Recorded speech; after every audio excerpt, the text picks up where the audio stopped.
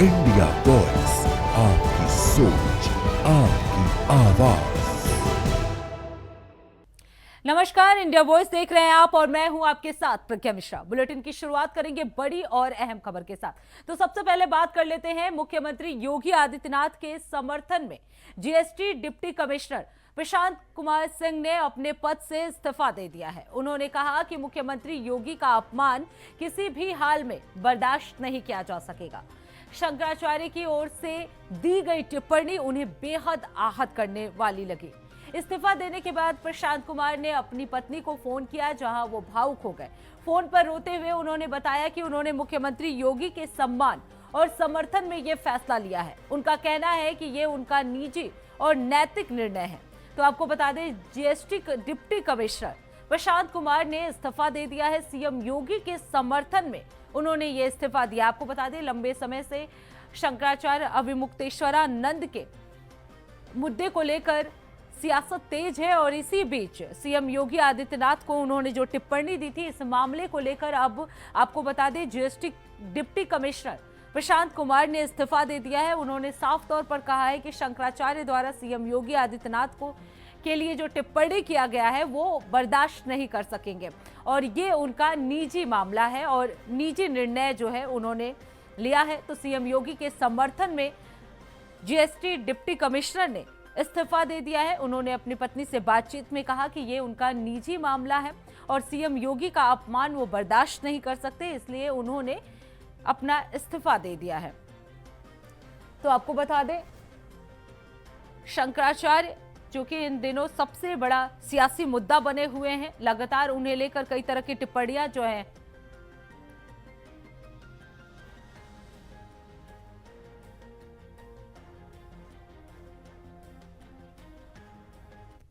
Special investigation branch में और मैंने सरकार के समर्थन में, माननीय मुख्यमंत्री जी के समर्थन में, माननीय प्रधानमंत्री जी के समर्थन में, माननीय गृह मंत्री जी के समर्थन में, इस राष्ट्र के संविधान के समर्थन में, इस राष्ट्र के लोकतंत्र के समर्थन में अपना इस्तीफा दिया है और कर्मचारी नियमावली आचरण के दायरे में रहते हुए समर्थन दिया है।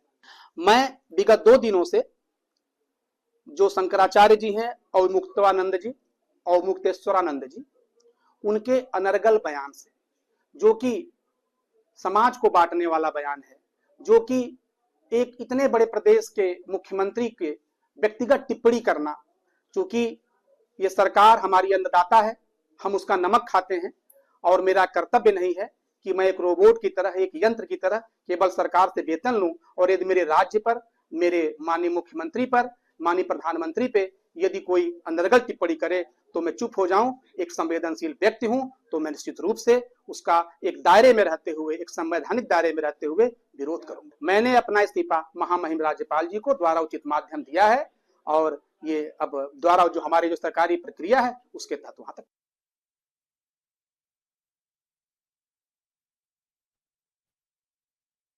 साथ लखनऊ से जुड़ चुके हैं अनुराग। जिस तरीके से इन दिनों अभी मुक्तेश्वरानंद का मुद्दा जो है वो सियासी रूप लेता जा रहा है, इसी बीच अब जीएसटी के डिप्टी कमिश्नर प्रशांत कुमार ने भी इस्तीफा दे दिया है। पूरा जो वजह है उनके इस्तीफा देने की वो क्या है? क्या औपचारिक रूप से उनके इस्तीफे को स्वीकार कर लिया गया है? जी बिल्कुल, देखिए, डिप्टी कमिश्नर है प्रशांत कुमार सिंह अयोध्या में, उन्होंने इस्तीफा दिया है और इस्तीफा के कारणों को उन्होंने ये बताया कि मुख्यमंत्री और प्रधानमंत्री और साथ साथ देखिए गृह मंत्री का भी वो नाम लेते नजर आए कि उनके खिलाफ जो शंकराचार्य प्रयागराज में धरने पर बैठे हैं और तमाम देखिए बीच में बयानबाजी भी हुई। कुछ बयानबाजियों में मुख्यमंत्री योगी आदित्यनाथ को शंकराचार्य अविमुक्तेश्वरानंद सरस्वती ने औरंगजेब तक करार दिया। तो देखिए कई सारी बयानबाजी इस बीच देखने को मिली थी, नोटिसों का भी एक जो दौर था वो देखने को मिला था और आज एक बेहद ही नई तस्वीर निकल के आई जब इतने बड़े पद पर विराजमान, देखिए क्योंकि डिप्टी अगर आपको कमिश्नर बनना है या फिर आपको जीएसटी गवर्नमेंट जॉब चाहिए तब आपको इतनी पढ़ाई करनी होती है। तो देखिए बहुत बड़ा पद था जिससे इस्तीफा दिया गया है प्रशांत कुमार सिंह द्वारा और कारण बस यही है कि मुख्यमंत्री योगी आदित्यनाथ और प्रधानमंत्री की लेकर के जो शंकराचार्य ने अपनी बातें कही थी, जो बयान दिए थे, उससे आहत होकर के उन्होंने ये स्टेप लिया और इस्तीफा दे दिया। बिल्कुल अनुराग, एक सवाल यहाँ पे काफी अहम हो जा रहा है, क्योंकि एक वरिष्ठ अधिकारी का, जैसा कि आपने बताया कि इस पद को पाने के लिए काफी मेहनत करना पड़ता है, चाहे पढ़ाई भी जो है वो काफी इंपॉर्टेंट हो जाती है, लेकिन ऐसे में एक वरिष्ठ अधिकारी का इस तरह से इमोशनल बैकग्राउंड पे इस्तीफा देना कितना जस्टिफाई होता है प्रशासनिक वे में? जी बिल्कुल, देखिए अगर प्रशासनिक रास्ते की बात करें तो आमतौर पर ये तस्वीरें देखने को नहीं मिलती कि जब कोई इतने बड़े पद पर आसीन हुआ प्रशासनिक अधिकारी सिर्फ भावनात्मक आकर के, भावनात्मक ख्याल के उस परिधि के बीच आकर के उस ख्याल के अंदर इस्तीफा दे दे। ऐसी देखिए चीजें देखने को बेहद ही कम मिलती है, लेकिन लगातार बैक टू बैक 38 आवर्स के अंदर देखिए दो बड़ी चीजें हुई हैं। एक तो बरेली में जो ज्वाइंट जो सिटी मजिस्ट्रेट थे, उन्होंने देखिए एक अपना इस्तीफा दिया। शंकराचार्य के वहाँ पे जो देखिए जो पुलिस का बल उपयोग करने की बात उन्होंने कही, यूजीसी को लेके उन्होंने कहा कि दो विषय है जिससे मैं मैं इस्तीफा दे रहा हूँ। और 48 घंटे के अंदर ही 38 घंटे का वो फेज होता है, 24 घंटे सही से बीते नहीं होते हैं कि अयोध्या से खबर आ जाती है कि अयोध्या में जो डेप्यूटी कमिश्नर है जीएसटी के, वो इस्तीफा इसलिए दे रहे हैं क्योंकि मुख्यमंत्री को लेकर के अभिमुक्तेश्वरानंद सरस्वती ने जो भी बातें कही वो उससे आहत है। तो देखिए दो बड़े प्रशासनिक अधिकारी और इमोशनल भाव के अंदर दो इस्तीफा बैक टू बैक। प्रज्ञा बिल्कुल अनुराग, क्योंकि जिस तरीके से इमोशनल बैकग्राउंड पे, यानी आप भावनात्मक तरीके से इतने बड़े पद पर इस्तीफा दे रहे हैं अनुराग, अगर बात की जाए तो ये कितना जस्टिफाई होता है, क्योंकि इनके ऊपर एक बड़ी रिस्पॉन्सिबिलिटी होती है, चाहे प्रशासनिक रूप में कहा जाए, बहुत ऐसे कार्य होते हैं जो जनरल पब्लिक के लिए इंपॉर्टेंट होता है, ऐसे में सिर्फ इमोशनल बैकग्राउंड पे इस तरह का इस्तीफा देना?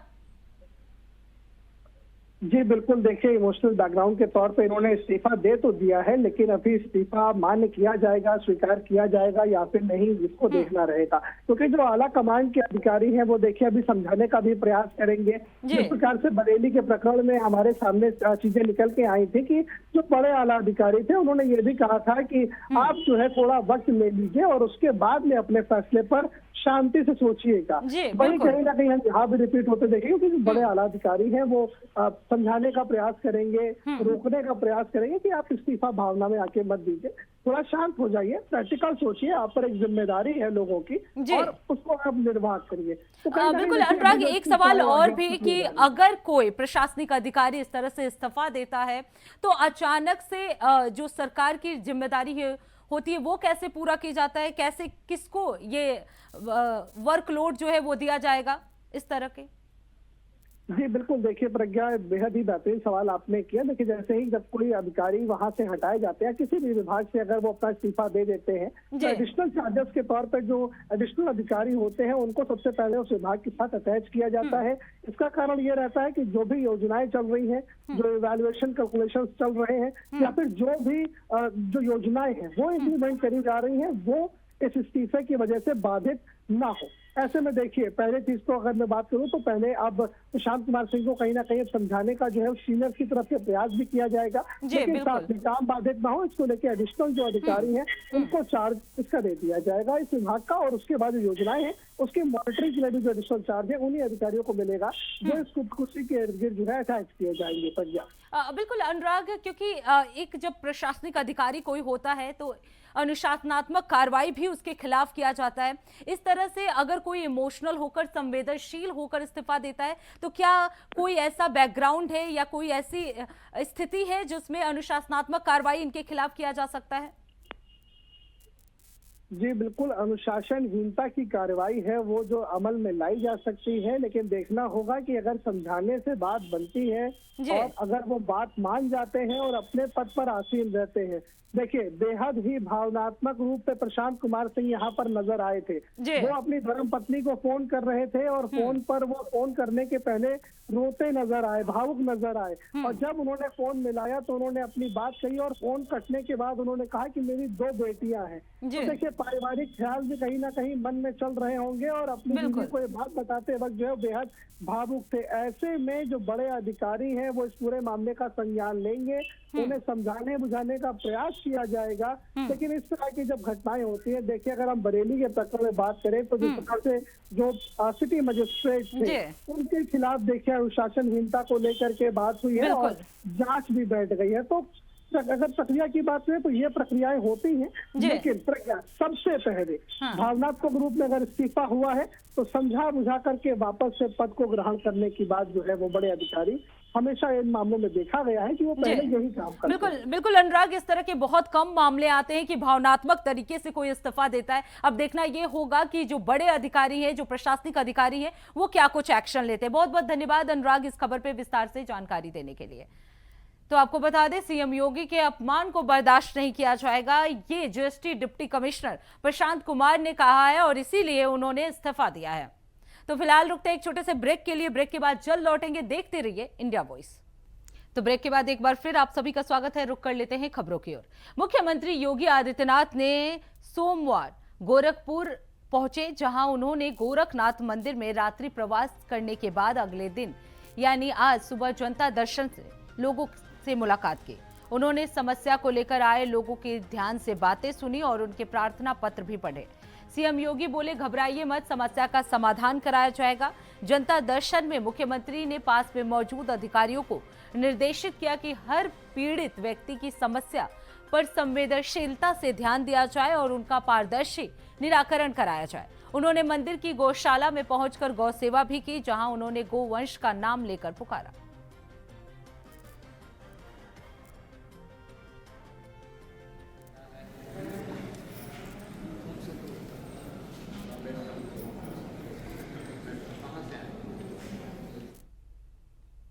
अब रुक करते हैं अगली खबर की। यूजीसी के नए नियमों को लेकर विश्वविद्यालयों में चर्चाएं जारी है। आपको बता दें, छात्र और शिक्षक इसके प्रभाव को समझने में जुटे हुए हैं। वहीं प्रशासन ने अनावश्यक तैयारी जो है वो शुरू कर दी है। आगे की प्रक्रिया और गाइडलाइन लागू करने की रणनीति पर विचार चल रहा है। इस मामले में हमारे संवाददाता राशिद आरिफ ने लखनऊ से अपना क्या कुछ कहा, चलिए आपको सुनाते हैं। रेगुलेशन जारी होने के बाद में अब दिल्ली से लखनऊ तक विरोध प्रदर्शन देखने को मिल रहा है। आपको बता दें, तमाम हिंदू संगठन है जो इसका विरोध कर रहे हैं। वहीं अगर बात की जाए दिल्ली से लेकर लखनऊ तक छात्र जो है विश्वविद्यालयों में प्रदर्शन कर रहे हैं और मांग कर रहे हैं इस काले कानून को वापस किया जाए। हालांकि ये कानून पहले का था, लेकिन इसमें थोड़ा रद्दोबदल किया गया है क्योंकि SC ST इसमें शुरू से रहा है, लेकिन अब OBC को इसको जोड़ने के बाद से कहीं ना कहीं इस कानून को लेकर विरोध प्रदर्शन देखने को मिल रहा है। लखनऊ में करणी सेना के द्वारा आज प्रदर्शन किया जाएगा। अगर दिल्ली की बात की जाए, लखनऊ की बात की जाए, तमाम ऐसी जगह है जहां पर इस कानून को लेकर लगातार विरोध किया जा रहा है। वहीं भारतीय जनता पार्टी के तमाम ऐसे संगठन के जुड़े नेता है, उन्होंने अपना इस्तीफा भी दे दिया है। बरेली की बात की जाए तो वहां के सिटी मजिस्ट्रेट ने अपना इस्तीफा दे दिया। तो UCG को लेके अब सियासत पूरी तरह से गर्मा गई है।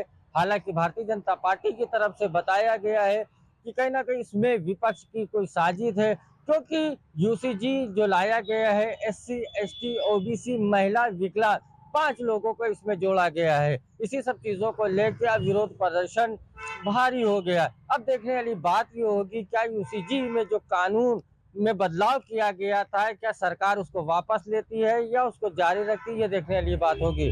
कैमरामैन हर्षित के साथ मैं राशिद आरिफ, इंडिया वॉइस, लखनऊ। अब रुक कर लेते हैं अगली खबर की। देश भर में UCG को लेकर विरोध तेज होता जा रहा है। इस कड़ी में कानपुर में भी भारतीय जनता पार्टी के कार्यकर्ताओं ने UGC को लेकर कड़ी आपत्ति दर्ज कराते हुए सरकार से इसे तुरंत वापस लेने की मांग की है। आपको बता दें, कार्यकर्ताओं का कहना है कि ये UGC स्वर्ण समाज विरोधी बिल है, जिससे समाज के एक बड़े वर्ग के अधिकारों पर असर पड़ेगा। उन्होंने चेतावनी दी कि यदि सरकार ने UGC को वापस नहीं लिया तो आने वाले दिनों में बड़ा आंदोलन किया जा सकेगा।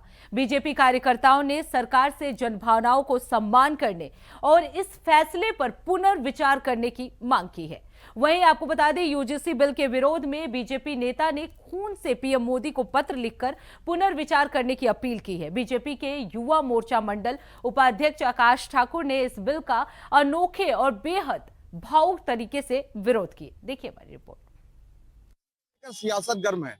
एक तरफ सरकार इसे उच्च शिक्षा में सुधार का जरिया बता रही है, तो वहीं विपक्ष के साथ अब आम जनता भी विरोध पर उतार हुआ। आपको बता दें कि लखनऊ में भारतीय जनता पार्टी के कुछ कार्यकर्ताओं ने यूजीसी के विरोध में इस्तीफा दिया। हमारे साथ कानपुर में आज भारतीय जनता पार्टी के कुछ वरिष्ठ कार्यकर्ता मौजूद हैं, उनसे यूजीसी पर बातचीत करेंगे।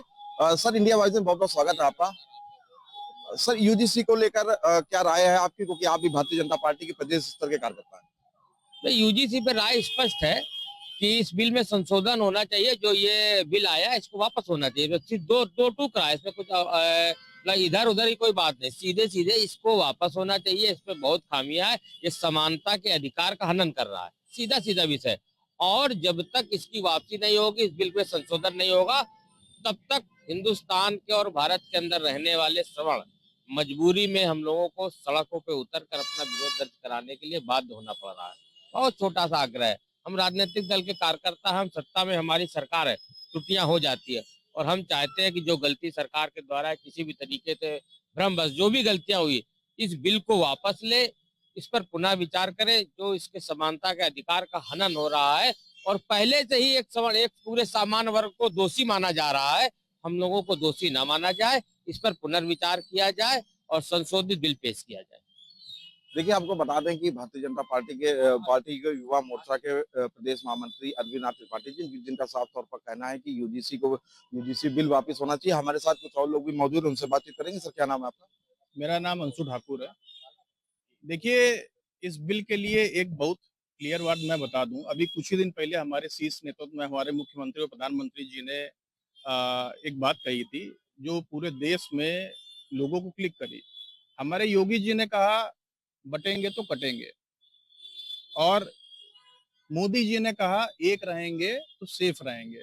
ठीक है, हम लोग इन्हीं सब बातों को लेकर उनके पीछे लगातार चल भी रहे थे, परंतु आज वर्तमान में यूजीसी के ये जो भी नए नियम आ रहे हैं, उन नियमों के तहत आप देखिए SC ST और OBC की एक कमेटी कॉलेजों में बननी है। ठीक बात है, भेदभाव होना भी नहीं चाहिए, परंतु सवर्ण समाज का व्यक्ति उस कमेटी में होना आवश्यक नहीं है। ये देखिए, न्याय नहीं है, एक चीज। दूसरी चीज, SC ST या OBC समाज के जो भी हमारे भाई बंधु हैं, अगर वे सवर्ण समाज के किसी भी बहन, शिक्षक या किसी छात्र पर अगर मान लीजिए कोई कंप्लेन कर दें, तो आप सोचो कि 24 घंटे के अंदर इस पर तुरंत एक्शन भी लेना है। मतलब अगर वह व्यक्ति वास्तविकता में सच्चा है, तो झूठी कंप्लेन करने वाले के ऊपर किसी भी तरह की कोई कार्रवाई का कोई प्रावधान अभी तक इस बिल में स्पष्ट रूप से नहीं दिखाई पड़ रहा है। बाकी मैंने भी इस बिल को पढ़ा हुआ है। मैं यही कहना चाहूंगा कि इस बिल पर वास्तविकता में सरकार को पुनर्विचार करना चाहिए और तब तक के लिए इस बिल को रोक देना ही बेहतर रहेगा। देखिए, भारतीय जनता पार्टी के जो कार्यकर्ता है वो साफ तौर पर कह रहे हैं कि इस बिल को रोक देना बेहतर रहेगा। हमारे साथ कुछ और लोग भी हैं, उनसे भी बातचीत करेंगे। क्या नाम है आपका? आशीष द्विवेदी। यूजीसी को लेकर क्या आपकी राय है? हमारा ये कहना है कि इस बिल को समाज में जो लाया गया है ये सवर्ण विरोधी है और इस काले कानून को सरकार को चिंतन करने की आवश्यकता है। एक तरफ जहां भाजपा सबका साथ सबका विकास की बात करती है और उसी दूसरी तरफ सब हिंदू समाज की चिंता करने वाली पार्टी आज सवर्ण विरोधी कृत्य कर रही है, जिससे अब सब में भय का व्याप्त है और असंतोष व्याप्त है। अगर ये इसमें सुधार न किया गया तो आगे समय में हम सब लोग सड़कों पे उतरेंगे। और बरेली में आपने देखा कि अलंकार अग्नोत्री जी ने इस्तीफा दे दिया है। ऐसे मंगल पांडे गली गली में पैदा होंगे और जिससे असंतोष प्राप्त है तो मान के चलो बड़ा आंदोलन होगा। देखिए, आपको बता दें कि यूजीसी का विरोध अब सोशल मीडिया से लेकर जमीनी स्तर तक हो रहा है। वहीं भारतीय जनता पार्टी के जो कार्यकर्ता हैं उनका भी साफ तौर पर कहना है कि सरकार को यूजीसी बिल वापस लेना होगा। कार्यकर्ताओं का कहना है कि अगर सरकार ने यूजीसी बिल वापस ना लिया तो इसके लिए वो लोग आंदोलन करेंगे। कानपुर से कौस्तुभ मिश्रा, इंडिया वॉइस। तो इसी के साथ इस बुलेटिन में बस इतना ही। देश दुनिया की तमाम बड़ी खबरों के लिए देखते रहिए इंडिया वॉइस। तब तक के लिए नमस्कार।